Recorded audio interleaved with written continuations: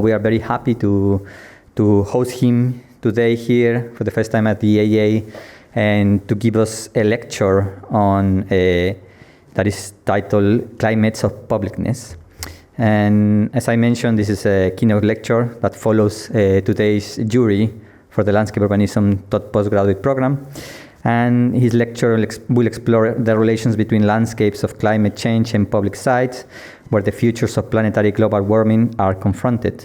And you will hear, obviously, a lot more on that. But just a short introduction on Ed Walls. Ed Walls' work focuses on the intersection of public landscapes, spatial justice, and design experimentation. He is an academic lead of landscape architecture and urbanism at the University of Greenwich and co-director of the Advanced Urban Research Group, as well as being a visiting professor of the Politecnico di Milano. He's been published a number of books and publications that are all relevant to the profession. So thank you very much, Ed, for joining us today, and welcome to the lecture hall here at the Architectural Association.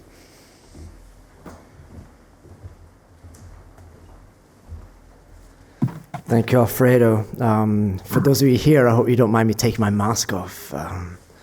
I promise I'm not contagious. The last words, eh? It's a real honor, Alfredo. Thank you for the introduction. It's a real honor to come and present as well some of my research, some of my thinking around landscape, and also to, I think, advance some of the conversations we had this morning during the M.Arch Jury. I'd like to thank yourself, Alfredo, your colleagues here in the Landscape Urbanism program, and also to the students for over the last, I think, maybe 5 years embracing me as an external examiner, and I think all of you putting up with some of the strong opinions I have about landscape. So I'd like to take you back to 2019. Seems like a long time ago, despite it only being a couple of years, to the environmental climate protests that were unfolding in London. In April 2019, we could walk through the streets of central London, many of them closed off to traffic, with swarms of climate protesters expressing their concerns to the governments and to the corporations who they deemed responsible for the advance of the climate crisis. We saw in 2019 one of the hottest and driest years in Australia. Many of us will remember the wildfires that spread for months across Australia, across thousands of acres, and many, many lives lost. We also saw in 2019, at the time of the April Extinction Rebellion protests here in London, we saw Cyclone Fani being responsible for the evacuation over 1 million people from India and Bangladesh, a cyclone that is recognized to have formed over the Bay of Bengal, which was at the time 1 degree warmer than it usually is at that time of year. And we also saw in 2019 record high carbon dioxide emissions here in the United Kingdom. And this sort of coming together of many different causes and effects, concerns around the planetary global warming that we're all very aware of. The lecture I'd like to present today is a coming together, tying together of concerns for the climate crisis, but a particular emphasis on the role of landscape and the role of public space within raising concerns and making some of these landscapes of the climate crisis visible.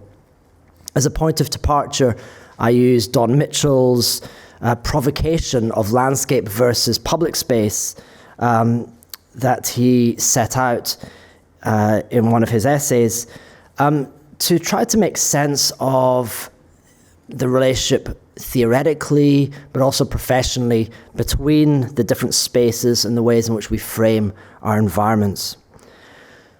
For those of you who don't know me, I trained originally in landscape architecture, then in urban design, and through this training, through the practice I did before I re-entered academia, public space has been at the core of many of my interests. How we can understand the publicness of space that interweaves issues of landscape, practices of landscape, and also many different infrastructures and structures and places of the city. A few of the projects which I've been involved in recent years attempted to draw closer the relationship between public space and landscape.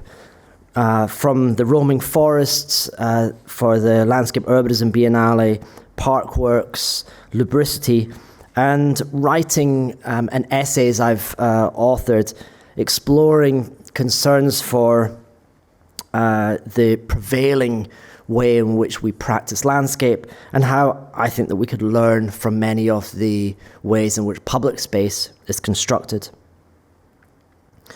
The interest I have, let's say, in the lecture today is particularly on processes of landscape as more than human entities, practices of making public space, and how they are directly connected through public actions and inactions, and specifically between landscapes of climate change and the public sites where the future of planetary global warming are contested. There's 3 sections to the lecture. The first is I'll unpack the nature of public space and landscape as I see the two interrelated. The second, we'll talk about some of those connections. And the third, looking at the difficulties in making sense of the climate crisis across various scales and many inequities. Public space, as many of you will know from images like this, is a medium that can be understood across many different disciplines. The spatial way in which we can understand public space as architects, as designers, follows that of architectural production. Spaces are produced and then they're used, they're cleaned, they're maintained. They're containers of things. And we can look to the writing of researchers such as Stephen Carr as understanding public space through these sort of material, physical dimensions. We also have social ways in which we can recognize public space as a place of coming together around issues of concern. And these can be the physical spaces that we see.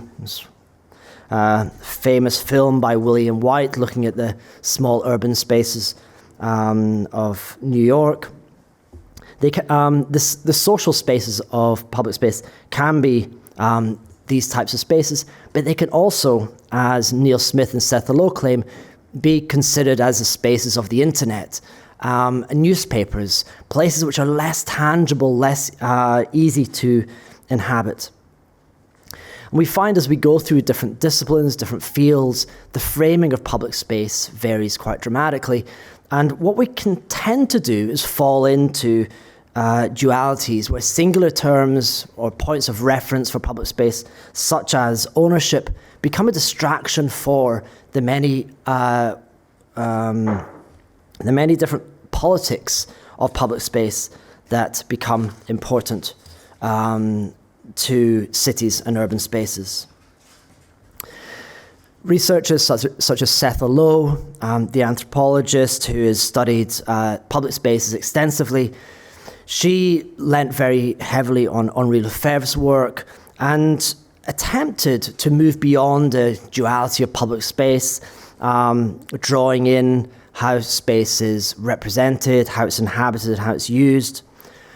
We'd also look at sociologists, urban sociologists such as Fran Tonkus, and the work that she's done, trying to overlap and consider simultaneously the spatial and social structures. She looks at squares, cafes, and streets as, for her, the cafe being the site of collective belonging, The square is a site of collective belonging, the cafe is site of sociability, exchange and encounter, and the street as the mundane space of communal encounter. What I feel in much of her work is that we're seeing a spatializing of a public sphere, the spatializing of this, the social publics, as well as the physical public spaces as sites of use. I'd like to argue in the lecture today to have a more plural and open frame of publicness, of accepting the many different definitions and understandings of public space. To do this by focusing on how public spaces are produced, how we make the spaces of publicness that we experience, and leaning on Don Mitchell's definition of public space as being something that is taken and made public. So looking at practices of public space rather than just the entities that we might understand as designers. To focus on the making of public spaces, I'm interested in, I suppose, a number of academics who are working in this area, such as Ali Madanapour, who describes public space as accessible spaces that are produced through inclusive processes. And the inclusivity of the processes, for him, is as important as how easily accessible the physical spaces are. For me, this definition that Madanapour provides allows a sort of a socio-spatial framing of public space, where it's not necessarily the privatization or the private versus public ownership. It's not about the death or the demise of public space, but it's an opportunity to embrace the various different forms that are social and spatial simultaneously. This, I think, is an opportunity to be inclusive of contrasting definitions across differing fields, but also an opportunity to bring into the frame many of the public goods, networks, and spaces that are often excluded from public space discourses. It's not necessary to say that everything is public space, because I think we still need to maintain a critical eye. And Doreen Massey, in her work in For Space, she argues for the public nature of space that needs to be held up to continued and greater scrutiny. And one of the reasons for doing that is to recognize what is at stake as these spaces are produced. Who are the winners and the losers as the public spaces of our cities are made? And I think that the politics of these spaces need to be considered, where we can consider the relations of public spaces to include other situated public goods, such as rivers, tidal zones, oceans, and even the weather, and how these can illustrate the role of public space, as well as the public struggles and the issues of climate justice. I think that recognizing what is at stake as the places that we're involved in, that we inhabit, that we frequent, how they're made and remade is important. This ranges from how people might embrace public spaces around them for recreation and health, the need for shared common spaces for our recognition, our engagement with community, the importance of belonging that public spaces have for different people, different cultures around the world. But also, I think, particularly in cities like London, the importance for our public realm, for democratic processes, for individuals to be able to represent their concerns to the decision makers, to individuals in power, whether those are governments or corporations. We also, I think, see the imbalances of power very frequently when the terms of engagement in making public spaces are changed. And we see this in 2021, the Police Crime Sentencing and Courts Bill that was written was, many people believe, an immediate response to the disruption caused by Extinction Rebellion, when new tactics and strategies were employed for drawing out protests within the city, for disrupting the life of the city, to communicate to the governments in power, the corporations in power, and to make visible the landscapes of the climate crisis, which are very often hidden to us. This isn't to say that that public space is only now being regulated. We can recognize, and maybe it highlights, that public space has always been regulated. There's always been access restricted, all the way from the classic public spaces of ancient Rome, all the way through to our understanding of the internet, and the control that Priti Patel expresses on eco-protesters. If we're to make sense of public space through various definitions, I think we should also do the same with landscape. Barbara Bender, an associate of Doreen Massey, draws similar definitions of landscape as Massey does for space, where she says that landscapes are not so much artifact as in a process of construction and reconstruction. They are in process. I think that looking at Doreen Massey's work, we can recognize the influence of the French philosopher Henri Lefebvre and this sort of particular understanding of a production of space. But I think in landscape terms, we can look to many hundreds of years of landscape thinking that recognizes growth, decay, erosion, weathering, movement, and deposition as core to a landscape thinking. Whether this is emanating from the work of geologists, horticulturalists, or the thousands of years of agriculture where farmers know very clearly the landscape processes with which they are working. I think these are also public processes. These are processes which are not passive. They're not passive that we are leaning into or they're passing before our eyes, but these are processes that have a great importance and a great impact on the lives of many people. I think we can look to the emerging work of landscape architects around the world. I think that Scape and Kate Orr's practice in particular are interesting as they begin to draw in the public nature of ecological processes. Their project on term public sediment aims to make sediment a public entity, recognizing its value within the river systems, within the Bay Area, the west coast of the United States, where the public nature of the material and physical spaces of the landscape are as important as the traditional public spaces where people gather together. Similarly, Parkworks project that I was involved in about 10 years ago, where we looked at the public nature of the watershed and the water flowing through the system that provided a water resource for the city of Des Moines, but also an important role in the flooding and the activation of the local waterworks park. I think if we can consider sediment and water as public, I think that we can also easily recognize the wider systems of air and weather, the monsoons, the less tangible material entities of our landscapes, as also having a politics which we need and we should be engaged with. Such projects reveal a politics of landscape processes which we often ignore as designers, as sites of public concern and also of action. I think these definitions of landscape as processes, they contrast with historical definitions of landscape.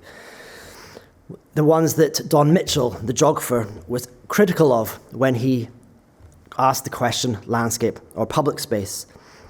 These are concepts of landscape that emphasize the visual imagery, the control of space, the transformation of land from singular positions and usually positions of power, and also moving hand in hand with the enclosure of the land, whether this this is the enclosure of the commons, or whether it is contemporary public space.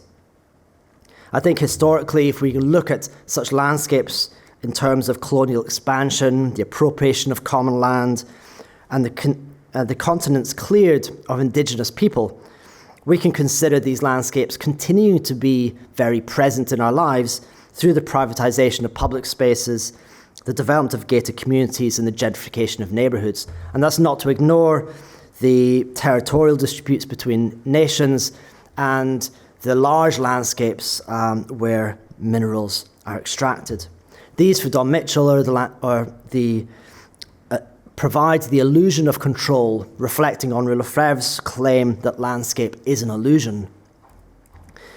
But Barbara Bender reminds us that at the same time, historically, as many of these landscapes were being produced in the 17th century, 18th century, there were other landscapes. And these are the landscapes which I think many of us, those colleagues in landscape urbanism here at the AA, very aware, are interested in, which are much more around how landscapes are afforded legal rights, how the terms of ownership become as important as the physical entities themselves, how forests can be protected from exploitation, the different ways and different practices in which we are able to engage with our environments. For Don Mitchell, this is an approach of advancing a form of landscape democracy. And he says, and I quote, "The key to such an alternative lies in deconstructing the link between the spatial enclosure of social and material commons and the concurrent spatialization, privatization, and aestheticization of landscape as scenery." End quote.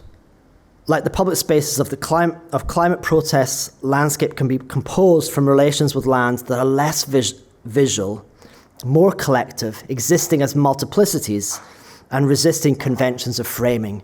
And this is something really important that we need to recognize as designers engaging in landscape processes. There's a number of ways in which these definitions of landscape, definitions of public space can begin to be drawn together. In 2011, I wrote a short essay called Post Landscapes, where I attempted to bring together the relationship between public space and that of landscape by claiming that landscape can learn from public space, in particular, so that public actions that are forming these spaces, recognizing that the Occupy protests that were emerging in cities around the world after the financial crisis, we saw new urban landscapes being formed, but they weren't formed for concerns for individual power or for visual scenery. They were concerned with democratic process and representing these concerns to governments in power. At the time, there were many discussions around what a post-capitalist society might be. And I was interested that if capitalism developed in the 17th century alongside landscape, these historical Anglo-Saxon frames of landscape, then what would a post-landscape condition how would it exist? Fran Tonkus tells us that forms of urban protest, whether taking the city as the object of contest or using it as a resource for mobilization, have a critical relation to public space. I think we can see the history of public space, and particularly in Western countries, is important to represent particular ideals. I think that how landscape relates to this, I think, is increasingly important when we consider the climate crisis. It also allows us to recognize the role of democracy within landscape, as Shelley Egos has done in much of her writing. There are many landscapes that there are many instances where landscape and public space are drawn closer together. That might be in public events, such as trespass events, like the 1932 Kinder Scout trespass in the Peak District. It exists in points of protest. It exists when people come together in physical spaces and raising concerns. But what I recognize within the climate protests is that the role of public space becomes increasingly important in making visible the physical landscapes of the climate crisis. We see the importance of the physical public spaces to accommodate these processes, but we also see the new landscapes that are produced. Don Mitchell claims that any movement or struggle to create an alternative spatial organization of society must necessarily take and produce new spaces. This, I think, becomes the challenge to the visual dominance of landscape, the positions and the framing in which these landscapes are produced. It also points to the importance of situating these landscapes. As Don Mitchell says, we must look towards a new kind of post-landscape order, one that is worked out on the ground. And I think that we can see within the climate protests of Extinction Rebellion the importance of the grounded nature of protest that they're involved in. After the Extinction Rebellion protests in April 2019, we saw a larger movement in September and October that claimed presence in cities and locations all around the world. We saw a constellation of public concern around the climate crisis, where the importance of expressing the concerns for the climate crisis to governments, to corporations, went beyond the traditional borders of nation states and individual governments. We saw protests that were situated, they were collective, but they're also distributed and multi-scalar. There were three outcomes that I recognized spending days observing the protests here in London. Was the first that they were extremely important to target the industries, the media, and the politicians, the physical bodies in space, the traditional act of protest. But the climate movement also made visible lives and landscapes that were impacted by global warming. And I think this is the thing that, for me, draws this relationship with landscape most explicitly. But third, one of the consequences were that it created new urban landscapes of reduced pollution. For the 2 weeks of the protest, there was a marked reduction in air pollution in central London. The protests made visible landscapes as sites of political struggle and more than human processes that are public and also contested. The October protests happened in 80 cities around the world, across 33 countries. And the importance of the Extinction Rebellion movement for telling the truth about the climate emergency mirrors that of revealing these landscapes of concern. They also were concerned to reduce carbon emissions and halt biodiversity loss, and to create citizen assemblies that would lead decisions on climate and ecological justice. This range of strategies and tactics allow us to understand other publics that have the potential of emerging, and also other landscapes.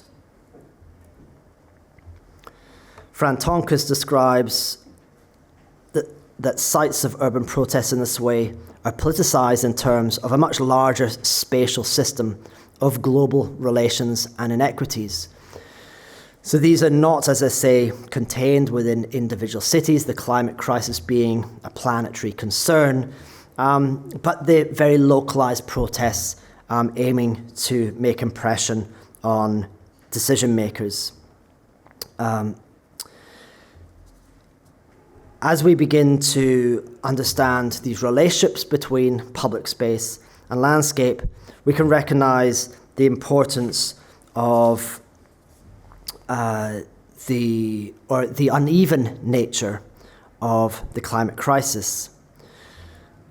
These are entanglements across distributed places, and they're not just the abstract flows that we often see in the maps of Charles Minard, or even the more contemporary GIS drawings or base drawings of Nelson Minar in his All Rivers drawing in North America. These are certainly part of it, but they're not the seamless abstract flows. They're landscapes of friction and tension and points of struggle. As the anthropologist Kirsten Hastrup proposes for anthropology, these landscapes can reveal a renewed understanding of the multiplicities of scale inherent in localized knowledge. It's not just the large-scale global understanding of the climate crisis, but it's how this localized and often indigenous knowledge allows us to make sense of it. We can look at the work of researchers who have spoken here in the Architecture Association, Caroline Knowles, and her work on tracing the production of a flip-flop around the world allows us to make sense of the trajectories of extraction, processing, supply chain. As the materials are extracted, they're refined, they're processed to produce a flip-flop that is then worn, used, and reused. We can also understand these concerns through the work of Jane Hutton and the reciprocal landscapes that she describes in her work. These are tensions between scales that are experienced simultaneously. They are, as Kirsten Hastrup described, they exist for everybody in their daily lives, but they also exist in different ways. She recognizes that an objectified notion of climate is present as a backdrop for most localized perceptions of environmental change. People do not reason against such a notion, but live and think with it in their own creative ways. I would argue that these planetary landscapes need to be claimed as public spaces. They are landscapes of public concern, including public goods and many other public entities. They are, as Don Mitchell describes, they are landscapes that need to be taken and wherever possible made public. They are also, as Nancy Mitchell identifies in her study of transnational public spheres, they go beyond the conventional framing of public space that we might normally understand. Where she describes that whether the issue of global warming or immigration, women's rights or the terms of trade, unemployment or the war on terror, current mobilizations of public opinion seldom stop at the borders of territorial states. She asks for a politics of reframing, where we need to look at other frames of public space that go beyond just the borders of nation states. Climate change, as we all know, ignores these particular constructions and suggests that we need to make sense of scale differently. Hastrup asks for new conceptions of scale and new understandings of scale. But we also, I think, need new understandings of public space, where Neil Smith and Seth Lowe describe that we need to be able to understand public space from the body to the global, and even now to the supraplanetary. These landscapes, we also must recognize, are unevenly experienced. We're not all in it together. Some of us are more mobile, some of us are able to avoid the greater impacts of the climate crisis, while also making the lives and impacting negatively the lives and the landscapes of many other people. There are also some who will gain from the climate crisis, while others will more significantly lose out.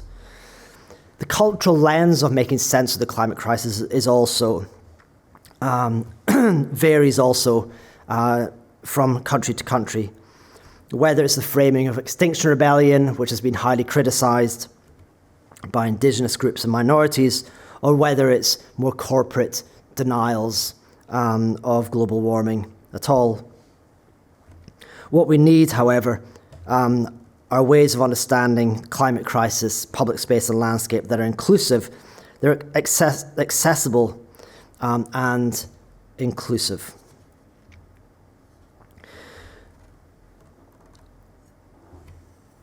Telling the truth, as Extinction Rebellion are demanding, reflects the importance of visibility within public space and the visibility of climate landscapes. Don Mitchell claims, to be effective, politics must be made visible in public space. But as with the climate protests, they also need to be a platform for revealing the landscapes of the climate crisis. It's not the traditional landscapes of concealment, illusion, or mitigation, but they're the other landscapes, exposing the other landscapes of governments making decisions, of corporations polluting landscapes, of resources being extracted. There is also an opportunity by making visible, as Kirsten Hastrup recognizes, for a redistribution of cause and effect across time and space, where new questions of culpability and justice can also be posed. And just to close, I want to recognize that there are increasing disjunctions and inequalities as we make sense of a landscape, a planetary landscape of climate crisis, where knowledge is no longer even, and it's not always stable. But the importance of drawing together the politics of landscape and also the relation of climate to public space allows us to make sense of the reciprocities between different parts of our lives and landscapes, the collective nature of the climate crisis and the landscapes that we share, the need to look at landscapes and public spaces with a simultaneity of scales, and recognize that however negative it may seem, there is always the potential for change and action. And I'll finish there. Thank you.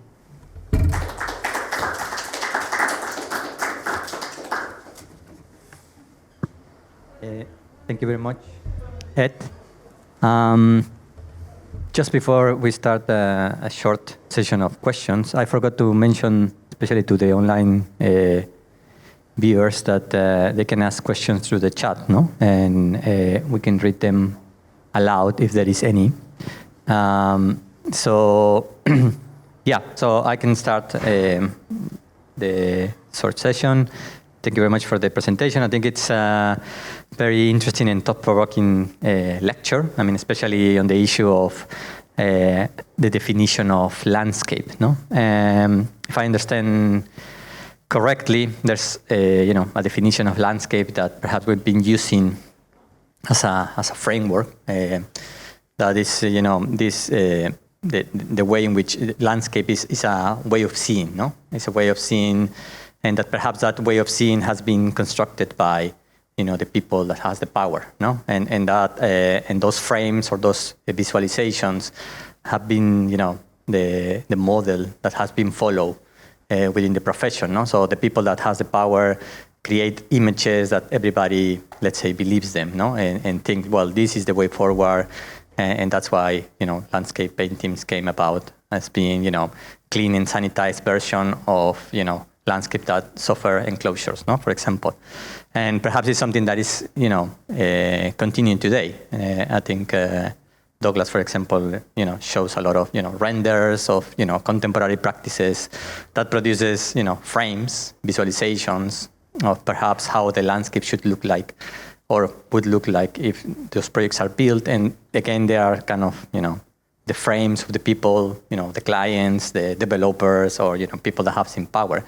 And you're saying, well, there should be, or there is other ways, no, to, or we should appropriate that definition of landscape that is not solely based on, the visualization of those potential, production of spaces, but also perhaps is, through struggles, through protests, no, that perhaps allows, I don't know, to create other tools, no, that makes it visible, no, those potential landscapes. So I just want perhaps to, if you can expand on what could be other, let's say, tools to make visible. So, I mean, I understand that, well, there's maybe, we should go out also, no, and practice those things that we draw somehow or visualize in, in images, drawings, renders, but also practice them. And I mean, a clear example is, Extinction Rebellions that you mentioned. Well, they go there and make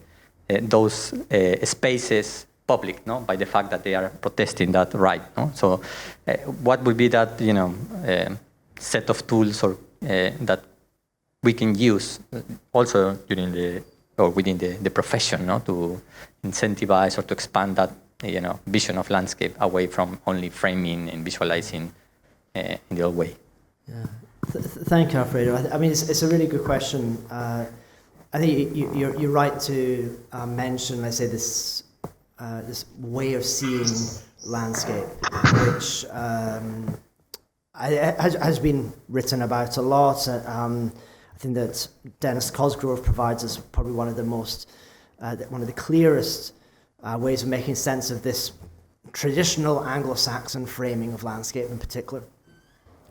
But for me, let's say, it just highlights one particular relationship that we can have with the places and the people around us.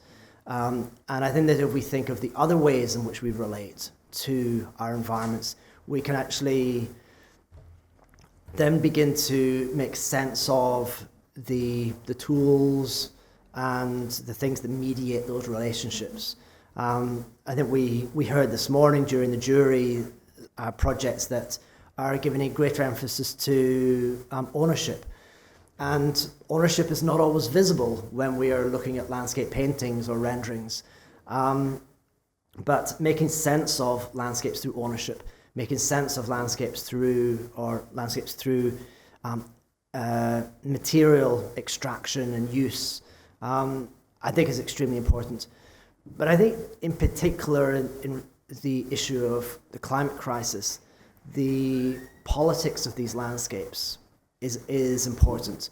I think while we can critique this, let's say, traditional way of seeing, we also need to critique, say, some of the historical ecological perspectives of landscape that presented a human relationship with other beings in quite separated ways, but also quite passive ways. And I think we need to recognize the political nature of the climate crisis, the landscapes that are being produced, and the need to recognize these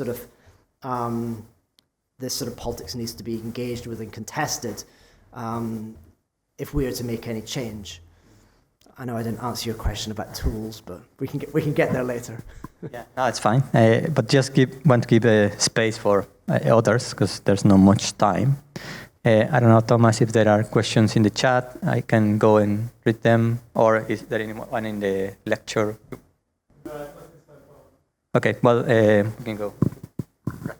Hi, I'm Bradley. I'm in the Landscape Urbanism program. I was wondering, you touched on kind of the privatization of land, and I was wondering like how this kind of reconsideration of public spaces, how this could play a role in kind of reversing this privatization. Like, is there like a framework that you can imagine to use this conception of publicness as a tool for kind of regrowth and redistribution at the scale of landscapes? I think that privatization, I think, is quite a difficult one, because often we settle into sort of the nature of ownership very quickly, which sort of, whether it's owned by the state or whether space is owned by private interests. I think that this definition that Ali Madanapour has around accessible spaces being produced inclusively, I think, is really interesting, because it takes it away from the more Euclidean sort of definitions of space that we are familiar with through our architectural training. I think that for me personally, I've found it useful to embrace a very wide range of, let's say, definitions of public space, but to really focus on these processes of making and practices in particular of making. What are the practices, as phrases, what are the tools as well, and who's included in them? And I think if we recognize this could range from producing public spaces as a designer through traditional design procurement processes, or it could just be through the occupation, the use, the cleaning, the maintenance, the deterioration. So there's many other ways of making the political protests. But if we focus more on these practices and processes, then I do think that we can make greater sense of privatization, because privatization isn't a black and white issue. It often is a progression. And I think that cities like London, it's very difficult, I think, I think it's difficult to make sense of privatization just through terms of ownership.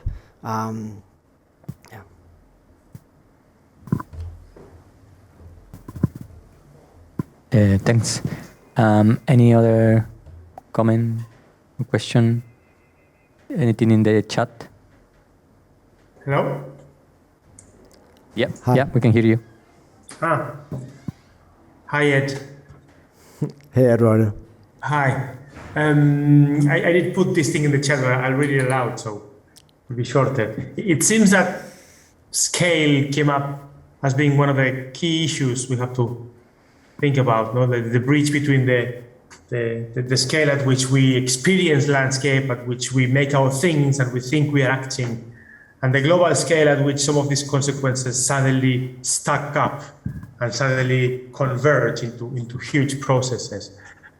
And then, are there, or can you think about organizations, can you think about forms of coming together that bridge those scales that exist nowadays or in the past? Have there been in the past organizations that somehow had this global reach while attending to the local detail? Is there a hope for that? Or either historically it has happened or not, or whatever. I'm just thinking about, is this internationalist view possible?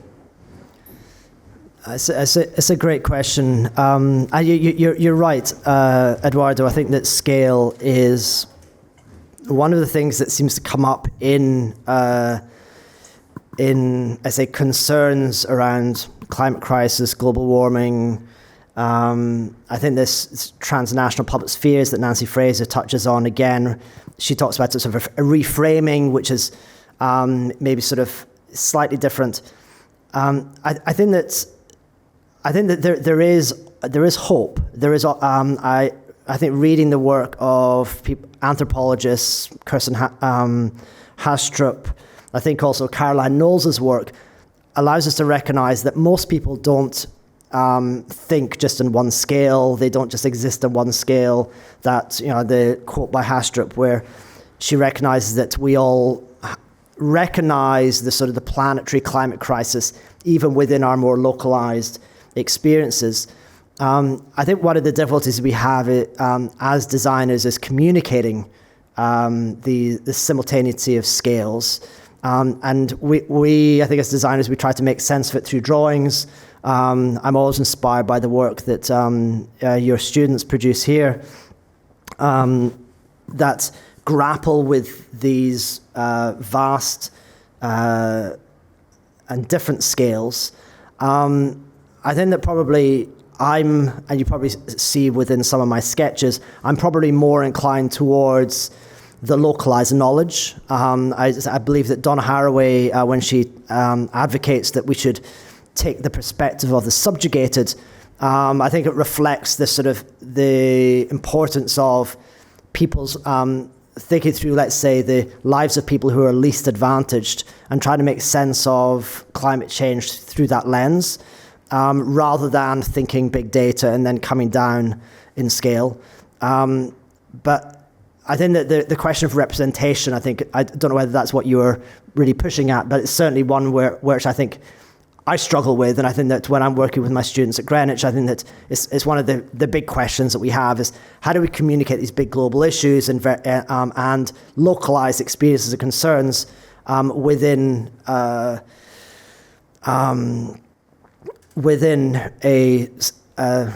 single image or a single representation. That's the challenge. I guess it's also linked to the speculation that at some point in time in history there was such thing as the International Socialist. There was this organization that was driving global concerns about certain issue, and the question is this going to happen again, linked to climate, or it's not going to happen for other reasons? I don't know. It's not going to be political or whatever. Like, is that going to happen, or are we just doomed? I think that it may be that countries are completely disgregated, or.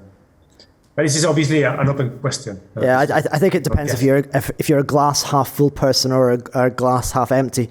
I think that there is always this criticism, though. I think of even, let's say, the Green New Deal type policies, that they're considered to be too Western centric, too top down. And I think this is I suppose again one of the criticisms we might have of these sort of international movements.